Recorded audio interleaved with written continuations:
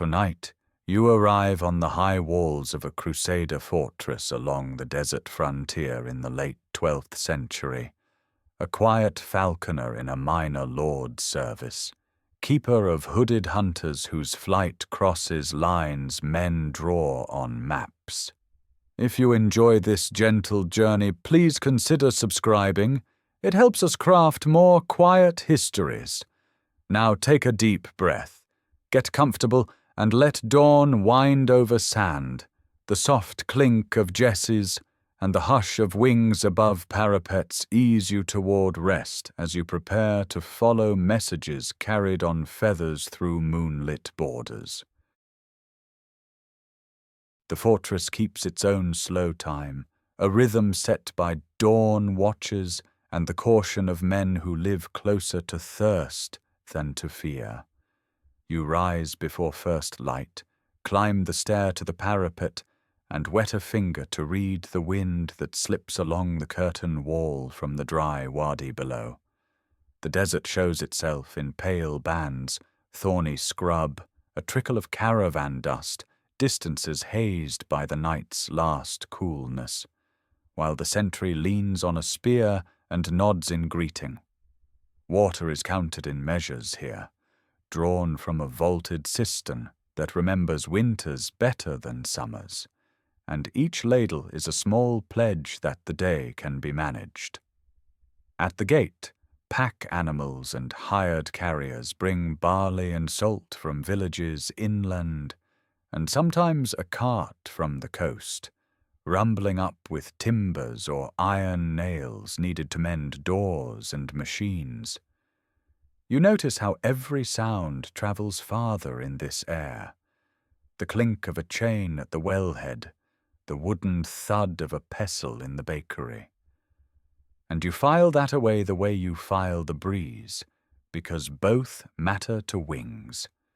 Such places on the frontier survive by pattern and prudence, tied to supply lines and to a social order as layered as the fortress walls themselves. Knights keep their mounts and their honor, sergeants shoulder shields and sleep on rushes, Turker poles ride light and long, and servants stitch, sweep, and scavenge for parts that keep the whole going. The steward counts cheese and arrows. The chaplain tends a book and a bell. The armorer's fire eats charcoal in careful bite, so that there will be enough for tomorrow. Even the cistern has ranks, its cleanest water kept for drinking, its lower levels reserved for washing tack and cloth when the day is kind. You, the falconer, fit between classes, your place earned in the creak of a glove, and in the way nobles watch your birds with the same quiet they rarely grant to one another. Your craft not only wins fresh meat, it lifts the garrison's spirits, because a stoop from a clear sky reminds even a weary man that grace is not a rumor. On this borderland, the art you practice is older than these walls and wider than the maps that men argue over.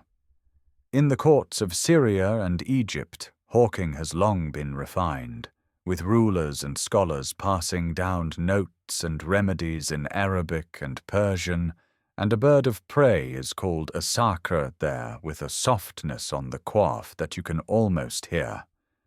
You have heard that physicians in a Bimaristan can set bones and soothe fevers, and sometimes advise on a hawk's sour crop.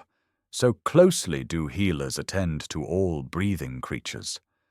Stories drift with merchants' jokes, an emir sending a gerfalcon as a pledge of truce, a Frankish lord gifting a peregrine in return, each bird a salve against the bluntness of iron. Usama ibn Munkid's tales are repeated at fires, anecdotes of hunts together, and polite admiration across the line, hints that even while banners clash, men have traded advice on jesses and salves for sore feet. Without naming it, a curiosity is in the air that will later flower in a Latin prince's book, a century's next wonder that dissects birds' habits with patient love. for now you live in the budding of that attention. Your post gives you leave to step near tables when lords speak of weather and roots, and to stand with grooms when the talk returns to stables and fodder, and this walking between worlds shapes your listening. The garrison counts on you more than it says. A brace of sand-grouse for the mess, a hare when fortune allows, a flight that brings cheer on days when news is thin. Pigeons clatter in a loft just beyond the chapel, their homing unerring, their little tubes ready for waxed notes. Everyone understands that messages ride those wings. Falcons are different, and you explain it gently when asked. They do not home by instinct but by hunger, by the lure, and by trust in your glove and voice. Bells at their tarsi let you track a stoop you cannot see, the faint chime a guide in the sun's glare, and the lure's spin on its thong is a language that says, "Come back, the reward waits." That difference, between a creature that returns to a place and one that returns to a person, matters in your world, and you honor it each morning. Work begins in the blue light, and your hands move in a litany of checks taught by masters you never had to meet to learn from. You weigh a peregrine before the sun clears the far ridge, reading the needle for the sweet tension between strength and keenness, a balance that turns a sortie into a stoop. Jesses slide under your fingers, the leather warmed and softened with oil, their knots firm without biting.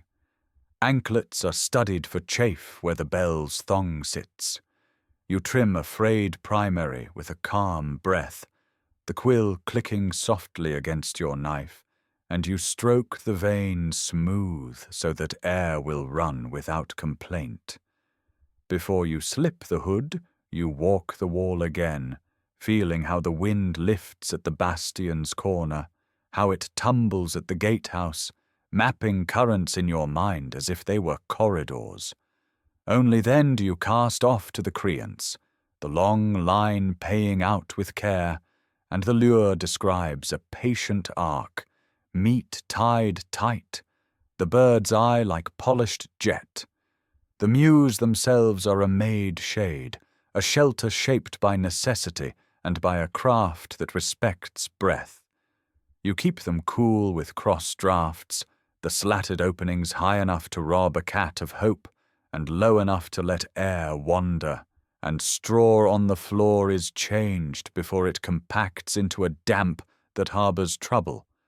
Perches are wrapped in soft leather so talons do not carve, and feet do not fester, and each station is spaced so that tempers do not ignite when a wing shifts or a tail flares. Water vessels are scrubbed until they squeak, for all falconers fear the choken moulds that creep from neglect. Physicians now call the culprit aspergillus, but you know it simply as a thief of breath. A shallow pan of grit waits for a bird to bathe, a small luxury that steadies feather and spirit, and you keep your tools in a tucked corner, all thread, a tiny whetstone, spare hoods and bewits. In that quiet, you listen for the cast, the neat pellet of fur and bone that tells you a crop has cleared, and you are as content with that sound as other men are with hymns. Bird by bird you weigh possibilities against the land's wide openness and the scant cover near the dry riverbeds. Longwings serve you best here. Peregrines for their fast diagonal cuts and their love of the sky. Sackers for their stamina and calmer temper when the air burns. The small local Barbary falcons for nimble work when quarry flushes low. Shortwings like the goshawk are princes of the woodland you left behind, more at home beneath leaves than beneath this white glare. Though if one passes through with a caravan, you pay it respectful regard. The creance teaches first lessons in distance, the lure teaches the return, and each bell tied and tested is a promise you will not lose a friend to a mirage. You speak softly as you feed, meat measured to the last scrap, because for a hawk, weight is language, and hunger is grammar, and a word out of place can make a flight go wrong. In the yard, someone mentions that a captain across the wadi sent a balm for bumblefoot last season, and your steward sent back a cure for mites, a trade as ordinary here as salt and spears. By noon, heat settles on the stones like a mantle laid for kings, and the fortress eases into a doze guarded by habit more than by alarm. The watch is relieved with few words. The cook props a door to let steam drift, and the pigeons in the loft mutter and preen, their cooing a kind of small water in the air. Your birds are hooded and calm, each breath steady, each eye shaded, and you sit nearby with your back to a pillar's cool, feeling the stone's slow pulse of night held against day. Out on the flats, a caravan moves like a dark seam across cloth, needles of camels pricking the horizon, and beyond them a shimmer that eats detail and returns only light. In that companionable quiet, the tiny bells chime once, then settle, and you find the same stillness in your chest, a guard who keeps watch over something much lighter than iron. All around, the world prefers clangor, but this border gives you another duty. You listen to feathers the way others listen to drums, and you let the afternoon pass on the softest wings. You notice the first irregularity on a quiet afternoon when your favored peregrine settles on your glove with a whisper of feathers and a faint, unfamiliar rustle along the shoulder. You smooth the bird's scapulars with 2 fingers to steady her breath, and a sliver of parchment slips free like a flake of skin, light enough to ride the wind. You did not send any message, and you did not lace any lure with paper, for falcons do not home unbidden like pigeons. They return only because you have taught them to your hand, to whistle, bell, and meet. You examine the tack and find the likely hiding places. A scrap thin as a reed leaf could be wedged under the turn of a jess where it wraps the ankle, or eased beneath the lip of a braided bewit that holds the bell against the tarsus. You know how such a scrap would ride unnoticed by any casual watcher, hidden under leather and feather where your fingers do not always pry. You fold the parchment away and say nothing, because one oddity can be a gust of chance. You understand, too, how the art you practice crosses fronts more easily than patrols do, because hawks and falcons have long been currency of esteem from palace to camp. You have seen bells stamped by a Syrian smith on one bird, and by an Italian founder on another, small metals that travel as gifts, ransoms, or prizes as easily as rings and brooches. You have heard older men recall that in the years before you were born, a Syrian noble described the habits of Franks and of hawks alike, and his words wandered the markets just as hoods and lures did. You know that both sides admire a well-manned bird, whether it is a zaka heavy with desert wind or a peregrine cut lean by cliff air, and that keepers often nod to one another at a distance with the private courtesy of craftsmen. You also know that a falcon's gear can be as recognizable as a man's hand, for some hoods sit low with eastern shaping and some with western flair, and the bells sometimes chime a maker's tone like a signature. You realize that whoever tucked the note relied on that shared reverence. The bird would be handled with care even by an enemy, and then let go to a known glove.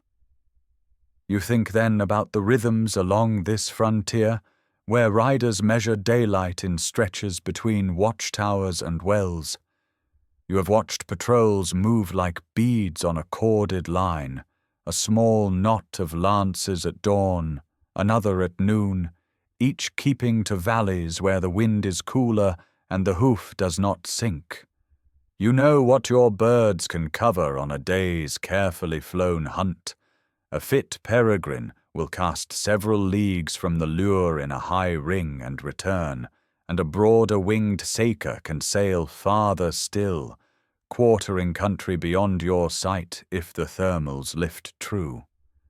You plan your sessions around the heat, fly in at first light or before evening prayers, because in arid air the crop dries if the bird waits too long, and the keel sharpens in a day. You keep water shallow and clean in earthen bowls, shade the Mews with woven mats, and carry small strips of pigeon or hare liver in your pouch to keep the appetite tuned to your whistle. You also mark the opposite camp in your mind. An Ayyubid outpost across the valley, no stone walls, just goat hair tents pitched in a low crescent, with a modest wooden scaffold for a night watch fire that smokes blue when the air cools.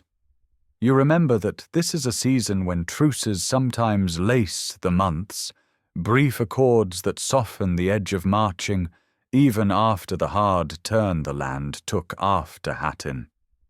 You have seen a written truce carried between captains and read by a priest and a cadi on separate days, and you have seen sudden quarrels erase such paper as quickly as a gust erases tracks. You do not dress these memories in drama. You simply recall the ordinary exchanges, a pitcher of water shared at a well, a loan of a farrier's tool, a conversation about forage that keeps animals from dying. You recall that men speak in low voices of Saladin's household, and its habit of courtesy toward captives and emissaries, and that the talk among grooms and cooks is often of prices, fodder, and weather, while banners are still. You accept that hawks can fly across such lines without insult, because birds heed wind and hunger, not oaths, and handlers on either side know the same soft words and the same knots. You keep these patterns in mind as you plan how to watch your own flock without making a noise that reaches the wrong ears. You choose, over several days, to divide your watching between the rampart and the scrub beyond the gate, where a low tamarisk hides your cloak's edge. You note how the late morning sun builds columns of warm air that lift a hawk higher than you expect, and how the bell's tone seems to bob on the wind, bright near, dim far, as if a child plays with distance. You watch one peregrine swing wide, describing a patient oval beyond the stony knoll with the lone fig, then stoop to your lure only after circling once more, as though looking back towards the valley. You mark the arc with a line in your mind, south and a little east, then a return, always from the faint smudge of tents and the scaffold that peaks above Thorn. You track other flights in the same manner, methodically, unhurried, until you can say without saying to anyone else that certain birds favor that same broad sweep, as if the sky itself had taught them a habit. You write no report. You let the pattern sit in your chest like a still pool and wait to see what ripples next. You say nothing when more scraps begin to appear, because silence is easier to tether than rumor, and you prefer your own pace. You remove each sliver with the same clean motions you use to check a bell's thong, fold it twice, and hide it in a small leather pouch you keep under the edge of your belt.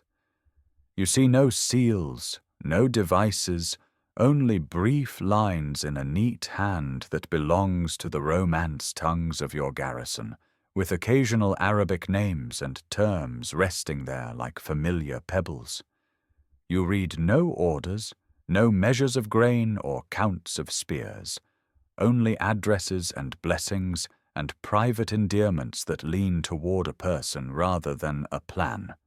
You remind yourself that real intelligence here usually rides by other roads, homing pigeons that true to lofts, guides who know every cairn along the wadi, sentries whose pockets turn because pay is late. You understand that this is different, audacious only because the medium is cherished by both sides, and a skilled eye could recognize a particular hood stitch or a bell's voice, and trust the bird to be set free again. You test small precautions without making your birds strangers to your touch, adjusting the jesses so that the leather sits flatter and would pinch any added thickness, and oiling the bewits so you would smell fresh handling. You run your fingers along the covert feathers after each flight, pretending to smooth dust, and you discover how a practiced hand could still work. A deft pinch under the scapulars where the contour feathers lift like tiles. A gentle tuck that would not chafe the skin. You picture a man across the valley stepping from shade, taking a falcon that has rung up and cast low near camp, praising it the way you do, tucking a word beneath the leather and sending it skyward with a light toss. You realize that only someone who respects a hawk's calm would try such a thing. A clumsy grip would spook the bird and send it ragged before it ever reached your lure. You keep the Mews closed at night, check knots twice, and speak softly to the birds in the dark so they do not feel your unease, because they have enough to read in the air without learning it from your hand. You remain patient, and patience is a weight you can carry as easily as the gauntlet. You do not pretend to decide anything final under the sun's blunt light. Instead, you keep to the small routines that keep birds well. You trim a bent flight feather from a haggard saka, measure out meat so no crop sours, and grease a cracked seam on a hood whose stitching has dried in the heat.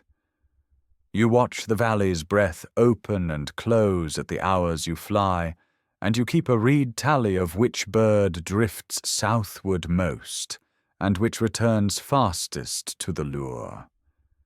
You listen to the bells in the Mews at noon when the shade is fullest, the faint, contented tinkling that means a bird shifts its weight on the perch, and you keep your hand clean except for those moments when liver stains your fingers red-brown. You let each new scrap of writing join its fellows in your pouch, while you consider not the words themselves, but the path they take, and the hands that trust that path. You feel no rush, only the sense that your art is being asked to carry a burden that is not a weapon, and you are not yet sure whether to set it down. You end the day where you often do, on the parapet between battlement teeth, watching the valley deepen into color as heat unhooks itself from stone. You rest your gauntlet against the rough coping, and the scent of iron and leather mingles with the sweet metallic tang of the bells that chime now and then in the Mews below. You lick a trace of liver from your knuckle without thinking, the way a craftsman sometimes tastes his work without ceremony, and you think of the letters folded flat against your hip. You look toward the Ayyubid camp, where the goat-hair tents darken into one shadow, and the watchfire scaffold waits for its ember, and you hear a nightjar call somewhere in the scrub. You keep your breathing even and your thoughts slow, because there is more to watch and more to weigh, and haste is for riders, not for hawks.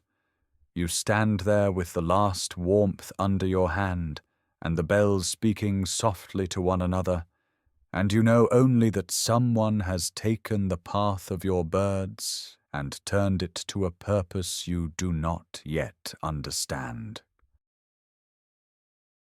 The Mews at night settled around you like a soft hood, the air warm with leather and grain, and a faint breath of the desert. You had spent the evening making small changes a careless intruder would not notice. A perch shifted a hand's breadth, a thread of horsehair laid across a latch, a sprinkling of sifted ash beneath the favoured block, so that the lightest scuff would mark itself by morning. The hoods you set in a tidy row, each brim just so, and you retied one jess with a knot you alone preferred, knowing that any other hand would resort to a common hitch. When you leaned close to the leathers, you found a note the day's heat could not explain. The scent of oil not from your olive jar, but something like sesame or almond, a fragrance you had once smelled on a hawker from Damascus who traded bells for barley.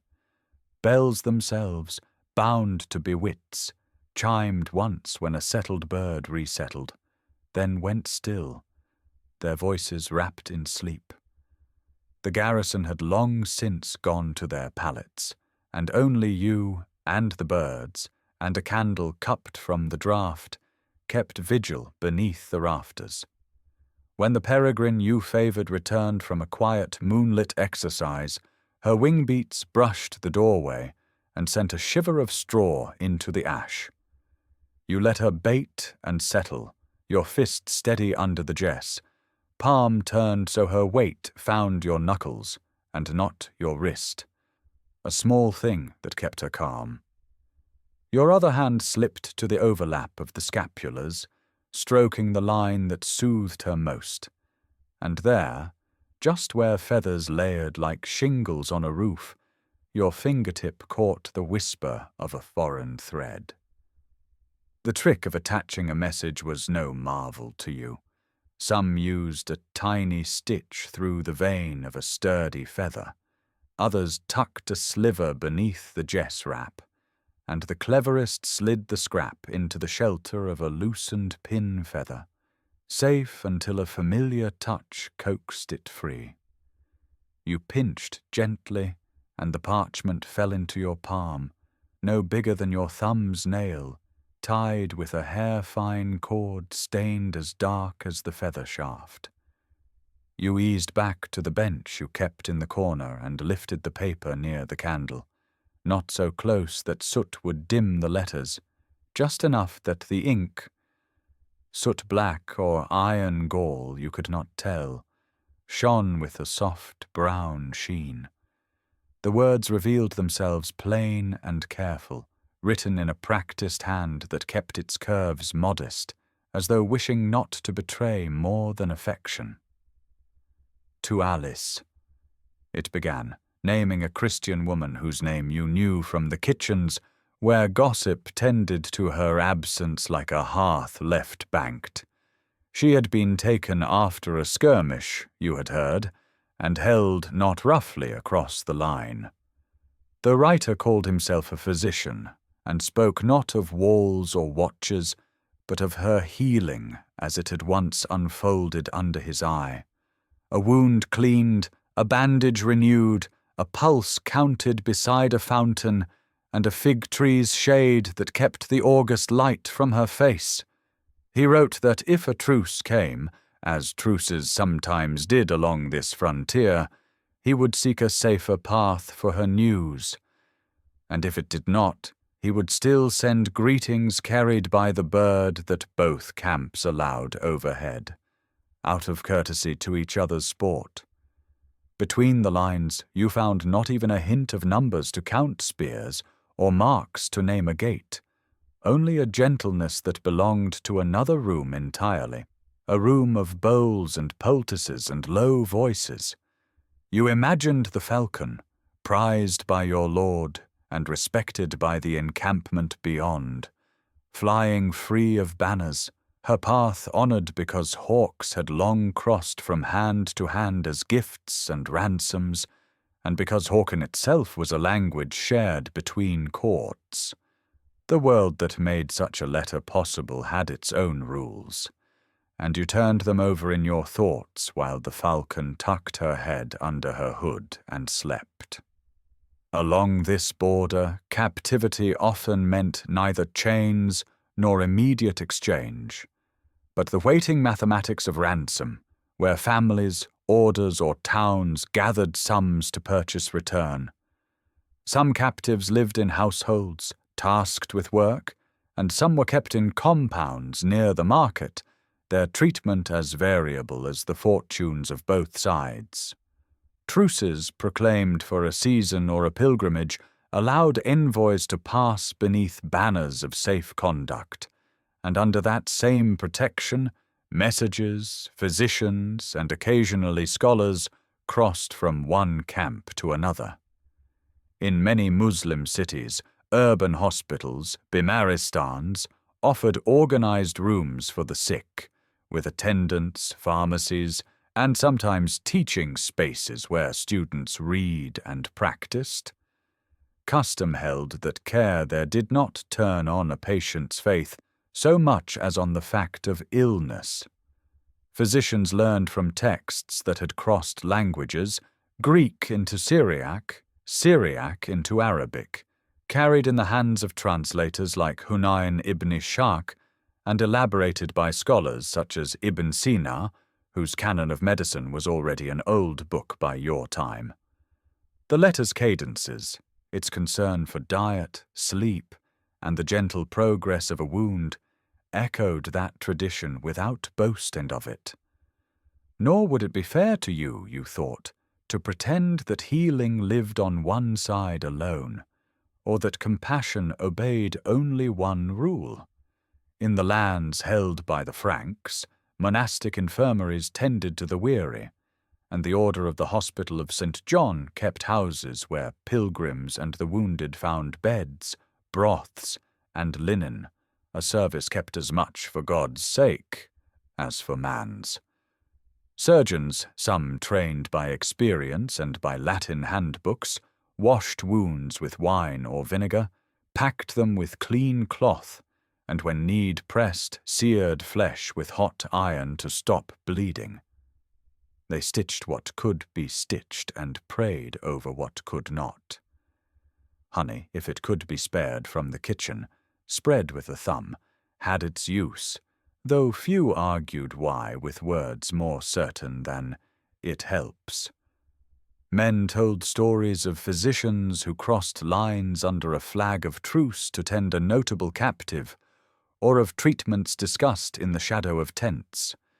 Travellers like Usama ibn Munkid wrote of practices he admired and practices he doubted, a record of rough and ready and refined care existing side by side. In such a world, a falcon could be a passport, and a shared admiration for her stoop and her steadiness could open a courtyard that doctrine kept closed. You folded the tiny letter against your palm and listened to the Mews breathe, every small sound distinct now that your mind had somewhere gentle to rest. With a slip of twine, you retied the peregrine's jess exactly as before, then smoothed the scapulars so no hint of your touch remained. Habit and respect served you better than any declaration would. You thought of how, come morning, you might speak to your lord if pressed, and how a harmless scrap, a note about feed or moult, could be placed where suspicion would find it and then wander elsewhere, sated. For now you tucked the letter into the hollow behind your bench slat, a nook you had once used for spare swivels, and you breathed on the candle to steady its flame. Bells hung from their bewits like folded sound, their bronze quiet and patient, and the peregrine slept, her breast rising beneath the hood in a rhythm that matched your own. You understood that you had stumbled into the current of something tender and forbidden, and that it would carry you whether you swam or floated.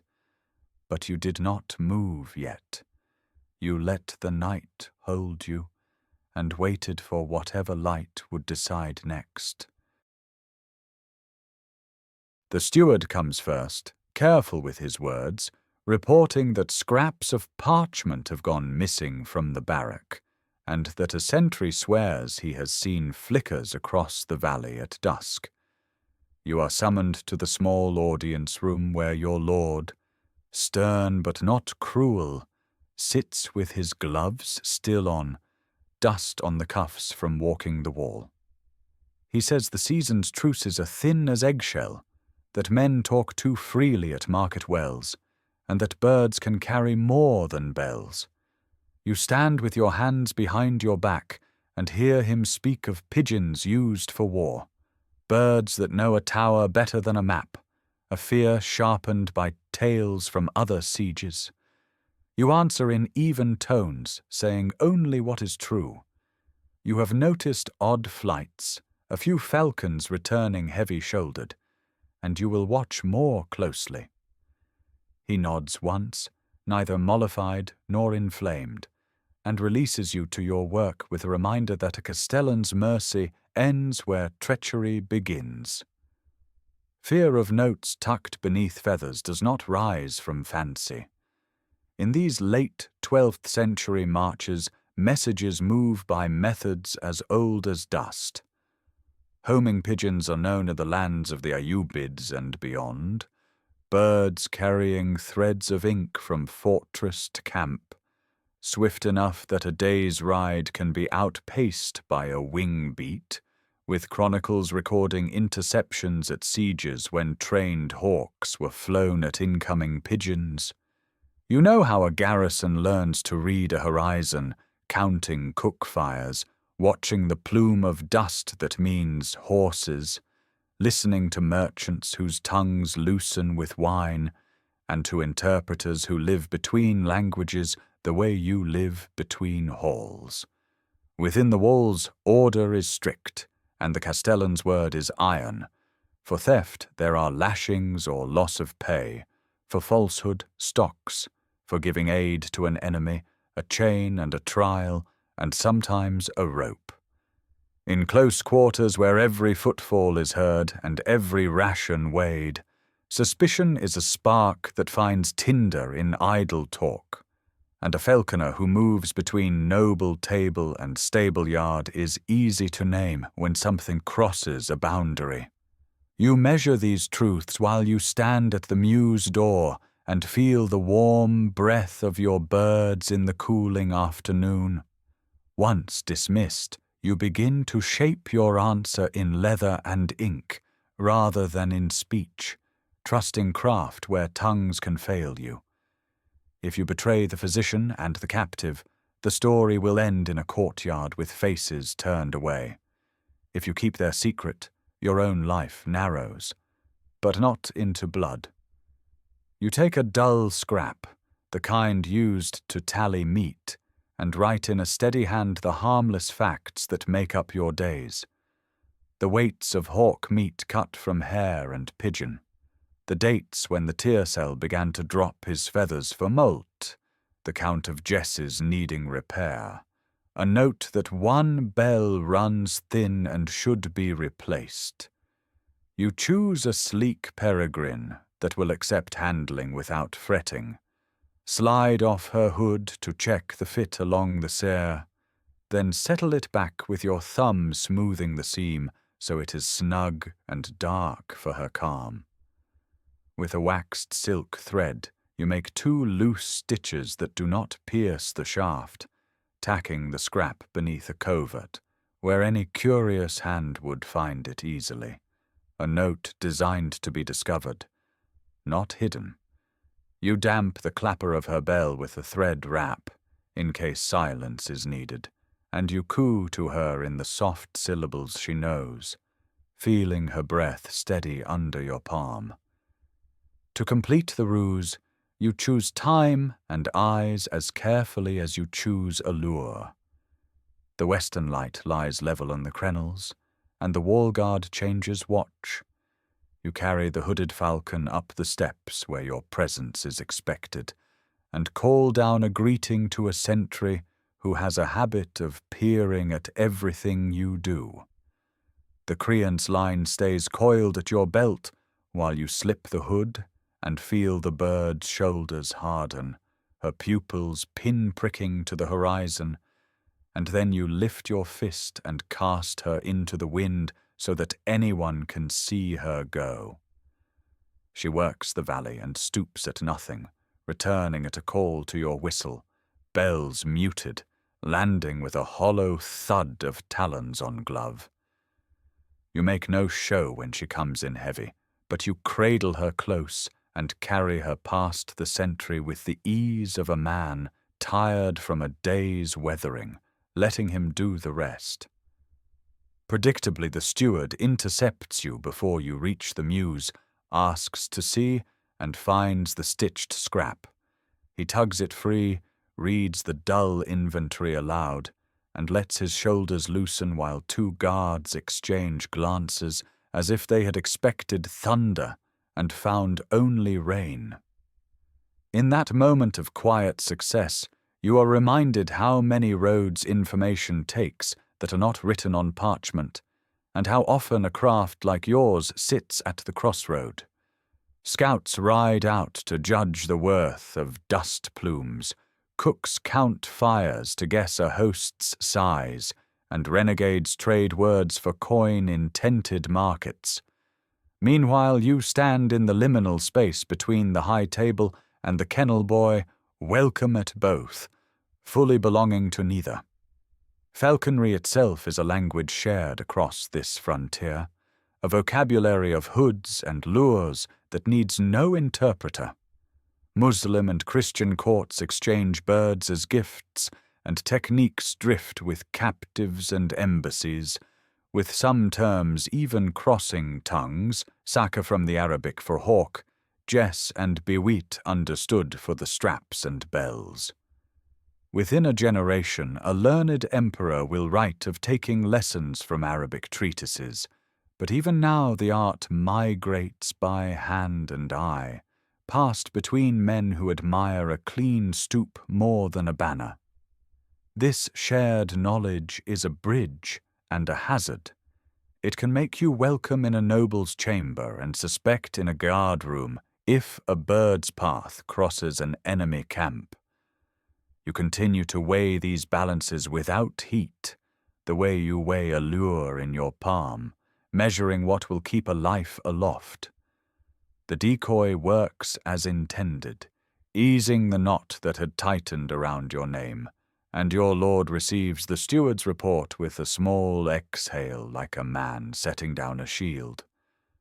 He questions you again without harshness, and you answer in the same quiet way, repeating that you will watch the flights, that you will turn over anything that smells of secrets, that your birds are for hunting and for keeping men fed and steady. He warns you that irregularities must come straight to him, that any note, however dull, belongs first in his hand, and he dismisses you to your familiar shadows. You return to the Mews where leather warms under your fingers, oil sweetens the air, and the birds blink at you from their blocks with the usual half-suspicion that is also trust. You check a hood seam against a ciré, twist a thread around a bell's clapper to keep it from ringing, and murmur to a restless tiercel until his shoulders settle and his breath slows to match your own. You know that each small choice closes one path and opens another, that mercy may travel faster by bird than by decree, and that for now your work is to move carefully in the space your lie has bought, steady as a glove beneath a waiting weight. The courtyard waits in a hush, as if the stones are holding their breath with you, and the cistern holds a thin reflection of the paling sky. You stand beside the Mews door, feeling the cool of the leather glove, and you can already read the day by the way the shadows on the outer bailey flatten into soft stripes. You have written a small, careful hand on a sliver of parchment, no names, only a request for patience and a promise that the fortress is watchful, that they must let the season turn before risking more. You slip the scrap high beneath the covert feathers where the eye does not linger, snug as a reed hidden by the river bank. You know the risk even as your fingers smooth the quills, a knowledge as ordinary as the morning. If this is seen, suspicion will run down the stairs like water, pooling around your boots.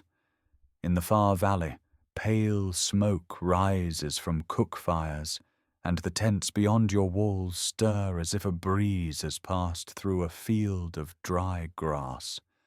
You have always flown at dawn when you can, because the air is dense and kind then, lending lift to wings and steadiness to a bird's judgment. The old practice in these lands is to work the hawks early to avoid the restless midday, when thermals boil upward and a careless falcon can be carried beyond habit, beyond recall. Before you unhood her, you weigh her as you did at dusk. A small balance, a set of little weights, and your own sense of what she flies best at, neither too heavy to loiter nor too light to stray out of hunger. The ritual is plain. Check the jesses and the swivel, finger the bells on their short ties, feel the breastbone and the crop, draw the hood's thong loose with a breath that matches hers. Such motions speak a language common to both sides of this frontier. In the courts across the valley, falconers touch and weigh and listen in the same rhythm. When you glance up, you notice a watchman at the inner ward pausing with his spear, his face turned towards the Mews with the thoughtful attention of someone counting time.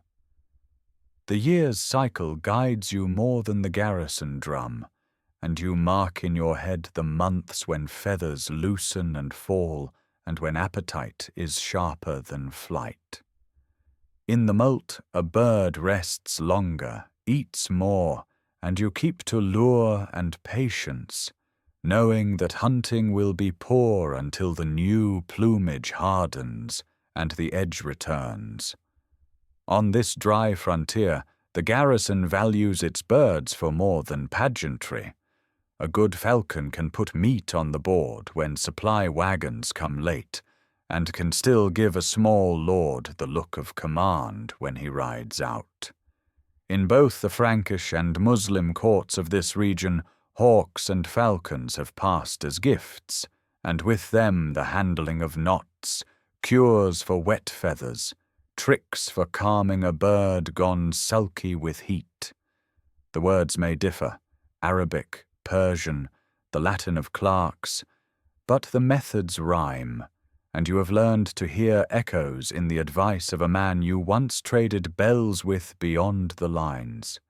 It is not odd to you that a bird can cross an invisible border and come back to the same fist, because the bond that draws her is a daily craft, not a banner.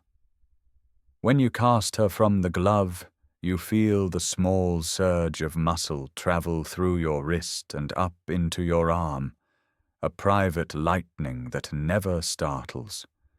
She goes cleanly, low and purposeful at first, then lifts to clear the walls, the bells a twin whisper that blends with the faint clinking elsewhere in the Mews. You hold the lure at your side, not swinging, because this is not a call but ascending, and you let your eye follow her path the way you might trace a script you have copied many times. Across the shallow valley the light grows steadier, and you can just make out a rider leading a mule between tents, a daily shape that takes no notice of altitude. The message beneath the feathers is no map, no count of guards, only a trimming of words that says wait, and live and choose caution while soldiers are nervous. You have watched her take this line before, out and back, a ribbon of air braided with habit and the odd tug of fate, and you breathe when she becomes a softer grain against the brightening sky. By mid-morning you are called to the hall, the summons neither harsh nor friendly, only formal, like a bell rung for a meal that you cannot taste. The Lord sits with a ledger and a cup, and his question is patient at first, your name spoken as if it were a tool he is weighing. He asks who writes, who reads, who stands on the far bank waiting, and you answer as you must, without names, insisting there is no treachery in the notes that have ridden your birds. The decision comes without a raised voice, the soft thud of authority finding its place on the table between you. You are dismissed from service, and your ledger line will be closed. In these walls, dismissal means more than the loss of a task. You lose your ration of bread and salt, your right to eat from the garrison pot, your straw in the corner of the barracks, and the permission to touch the Mews door. Yet he allows you to keep a hood, and the lure you carved, a small courtesy that belongs to a world where skill is scarce, and even a severed bond is honored with a nod. Such endings are known in frontier places where terms are spoken and unspoken together, and a dismissed handler goes to a caravanserai or a village, taking his craft in his hands like a folded tent. The Mews remain behind you, their bells still marking the hours in the way only the trained can hear, but the streets open ahead, and you think of the seasons to come.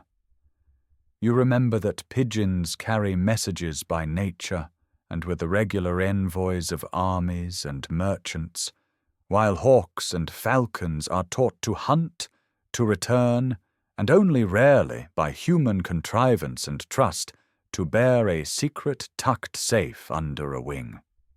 You recall how knowledge about such things travels even when soldiers do not. Arabic books on birds and cures copied for emirs, Latin notes scribbled by clerks, and in the 13th century, a Sicilian emperor setting down a great book on hunting with birds after learning from Muslim falconers. Between courts that traded blows, they also traded bells, hoods, and birds themselves, and with them a quiet understanding that crossed languages more easily than laws did. In that exchange, espionage can look like kindness, and skill can be its own treaty.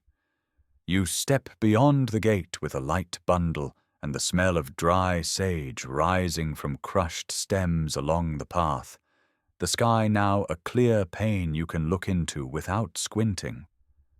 Behind you, on the parapet, the faint chiming from the Mews continues, an ordinary music you have known longer than some faces. You pause once to lift your eyes and imagine the falcon's line held taut against the horizon, the curve of her wing as she rides a calm layer of air, then dips and goes on.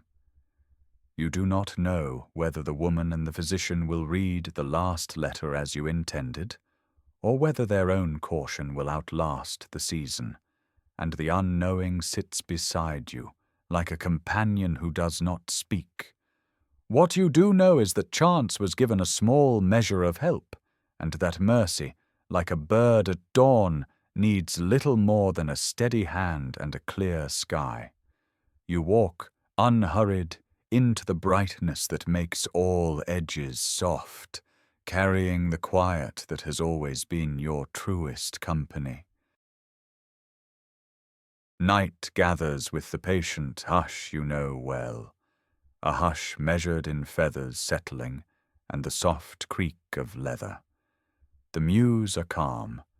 The hooded shapes along the perches sway once, twice, then steady as the desert exhales its heat into the pale stones.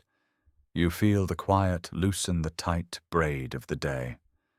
The scent of sand and oil and cured hide is familiar, a small anchorage held against the moving world. Across these frontiers the wind carries more than dust. It has always carried knowledge. Falconers on both sides have long shared a hidden grammar of the glove. How to read a set wing, how to weigh a bird's hunger against its pride, how to honor a creature that answers only to its own fierce clarity. In courts from Damascus to coastal keeps, birds crossed as gifts, small ambassadors in hoods stitched with care. Sakers and lanners flew the same sky, and the men and women who kept them spoke a language older than banners: patience, balance, reward. Even in hard seasons, those courtesies endured, passed between camps like water at a well. You stand with that lineage at your shoulder. The desert above you blooms with stars that caravanners have named for centuries, maps fixed not by walls but by light. Somewhere beyond the ridge, a physician checks his instruments. Somewhere within these walls, a captive murmurs a prayer, simple and steady. Between them was a path no ink could chart, and yet a small living arrow found it, returning as falcons do, by sight and scent, and the memory of distant hands. You helped that arrow fly true. You did it the way you do most things, with quiet work, with the craft that binds you to bird and sky. The world will go on counting victories in iron and stone, but you have learned a softer arithmetic, a line of thread drawn through a tiny anklet, a careful knot, a light tap on the glove, a breath held, a release. Mercy has its own geometry, turning on circles of trust, of return. It is not loud. It is not praised. It passes as the falcon passes, high and sure, leaving almost no mark and changing everything it crosses. Above the battlements, the air cools. The dunes hold their shadows like folded wings. You listen to the ticking claws as the birds shift to comfort, to the faint ripple of a banner going slack. There is work behind you, and work ahead, and in between, this milky stretch of silence where you simply are, a keeper of small sovereignties, part of the long exchange that outlasts quarrels. When you close your eyes, the sky remains, a wide, patient ledger that remembers only flight. The wind will keep its promises. The stars will keep their places.